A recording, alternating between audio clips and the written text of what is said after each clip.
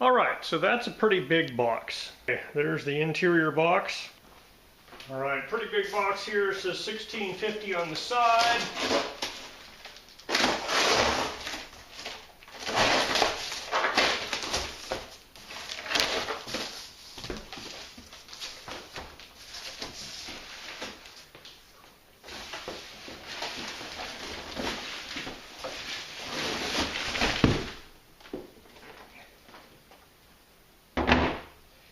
Okay, this is a portable, waterproof storage and transport case.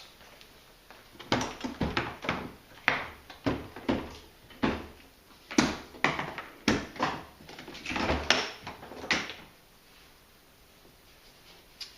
it includes top foam as well as a giant block of pick-out foam where you can pick pieces out to make a cutout for whatever you want to set into this thing. It has 7 of these little locking clasps around the outside and 2 of these metal reinforced padlock holes to hold it shut. There's these little folding handles on 3 sides. We have a port here where you can essentially release pressure. It has a gasket seal around there, an O-ring, where when you tighten this thing in, it will try to make a waterproof seal on that guy.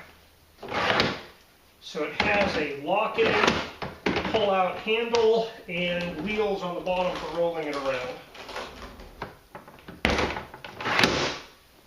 It looks like if you don't want the handle unit, you can unscrew this entire assembly and take it off. It also looks like you could unscrew the wheel units as well. Alright, so it has the kind of egg carton style foam here in the top. And then inside of it, it has a couple of layers of this pick and place foam, which has little squares that you can pull out to fit custom to your particular application. So there's 2 of these large layers. And in the bottom, there's one final layer that you're not supposed to pick out. So this is kind of, it protects things from the very bottom of the case. So inside the case, there's only 3 little bump ends. There's one here for the handle area, and then 2 there for the wheels. They're relatively small, but they do go into the interior of the case just a little bit. So the bottom foam has cutouts for these 2 things here. So my question is, will this 8-inch telescope head fit inside? It's going to be a tight fit because that guy's pretty big. So one annoyance right off the bat with this case are these latches here. Even if you have them out, there's nothing to spring to keep them out. So as soon as you start to go down, they come down and then they hit, and they're supposed to all kind of bounce out of the way and then you just close this thing. But in most cases, it doesn't work quite as well as I even had it do there.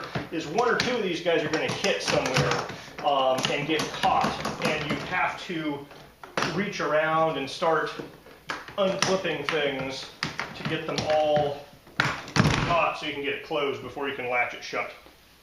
All right, the claim is this case is waterproof, and so I have put dry paper towels all the way around the inside, and I'm putting this foam on top of them to make sure they don't accidentally get caught in the gasket here, because obviously messing up the gasket is a way to make it not waterproof.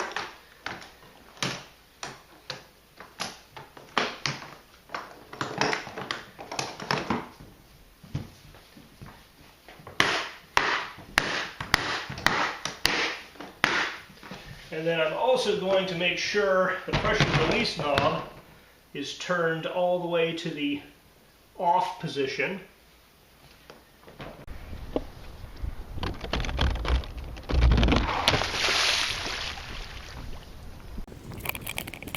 Well, it definitely floats.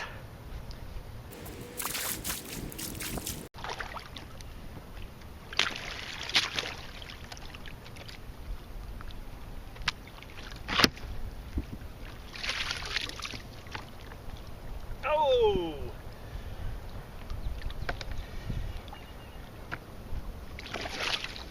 I already found a problem. It has a crack in it. So I do not think this crack happened when I threw it in the water. I think that might be a shipping crack, but there is a crack in the bottom of this case. I didn't notice that before, but I'm pretty sure that's going to keep it from being watertight. Find out for sure.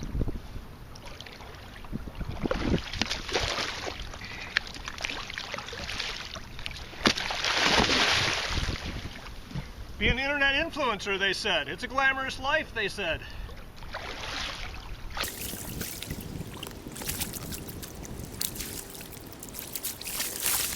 I can confirm it is not stable as a boat.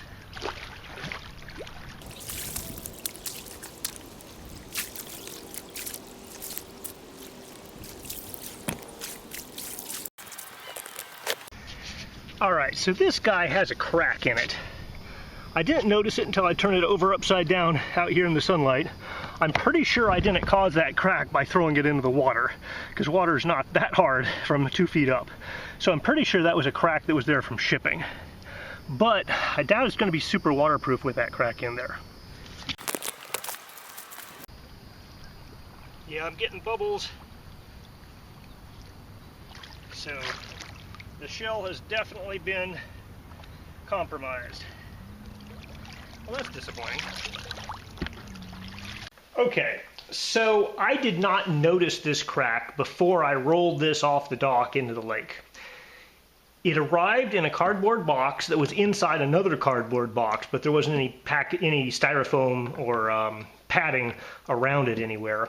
So either this crack happened during shipping, which is a bad look, or it happened when I rolled it off the dock, which is basically less damage than an airline luggage handler would do to this thing. So it's too brittle, it cracked, I saw bubbles coming out of it, I'm pretty sure water got inside. So I put a whole bunch of care into getting paper towels all around the gasket because I thought the leak would be between the 2 pieces of plastic, but instead the leak happens to be a piece of plastic that's broke. And yes, there is water all up inside of the business here. All of these paper towels are wet. The foam is probably wet, so I'm going to have to take a break before I put something inside of this guy, I think. Let all the foam dry out. Let's see how much of a puddle we got in the bottom. Oh yeah, there's lake water in there. Not surprising, given that crack. So, not quite as sturdy as I would like it to be. I'm going to go dump this water.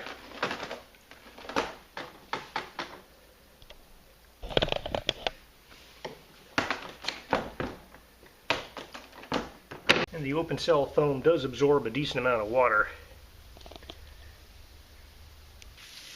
On the plus side, my floor is a little cleaner now. So if you get water in this open cell foam, it takes a while to dry it out. There's a lot of surface area inside and places for water to hide. So looking for evidence about that crack, this is the box that the case was inside of, and right where that foot is, there is definite damage on the bottom of that box. Now this product box was inside of another larger shipping box, but at some point the leg hit that thing hard enough to poke the thing in the bottom of the box there.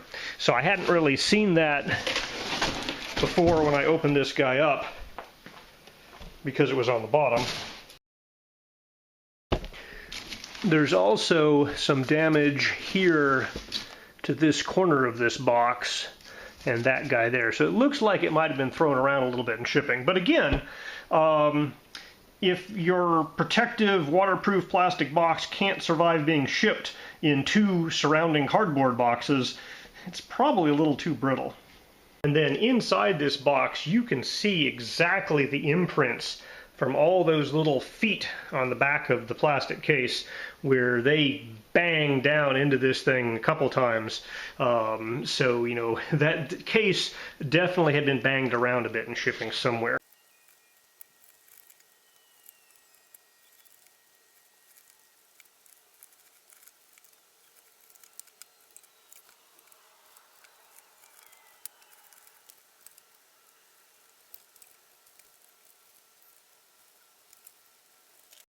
Alright, I got the top layer done pretty well. The bottom layer could be an exact duplicate of that, or I could leave some pieces inside to fill in some of the holes on the bottom. And since it's always easier to take more foam away than to glue it back in, I'm going to experiment with that first and see how it works, and then I can rip it out easily if I don't like it.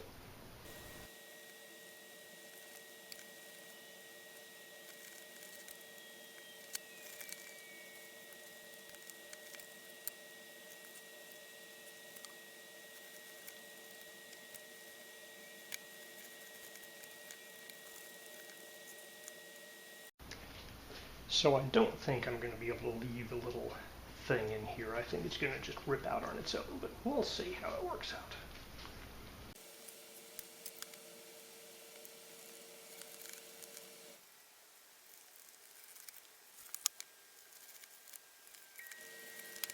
Okay, the top and the bottom are the exact same distance, but the sides are all in basically one square block here.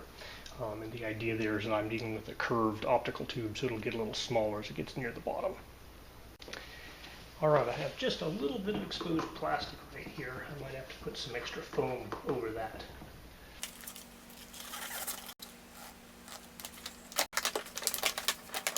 It fits.